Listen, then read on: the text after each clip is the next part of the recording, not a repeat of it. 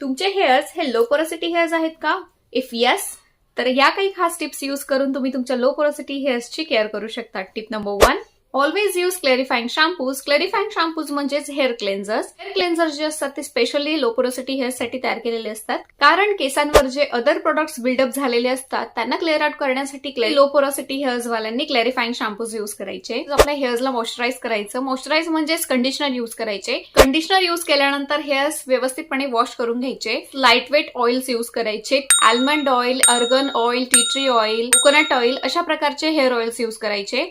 जे thick mask असतात ते महिन्यातून 1 किंवा 2 वेळा यूज करायचे आणि थिक मास्क यूज करताना हिटिंग कॅप्सचा यूज करायचा. हीट आपल्या हेअर्सला प्रोव्हाइड झाल्यामुळे आपण जे हेअर मास्क अप्लाय केलं आहे त्याचं मॉइश्चर आपल्या हेअर्स मध्ये जातं, त्यामुळे हिटिंग कॅप्स मध्ये इन्व्हेस्ट करायचं. या 5 फॉलो करणे आपल्या लो पोरोसिटी हेअर्सची केअर करा. अशा प्रकारचे व्हिडिओज पाहण्यासाठी चॅनलला नक्की सबस्क्राईब करा.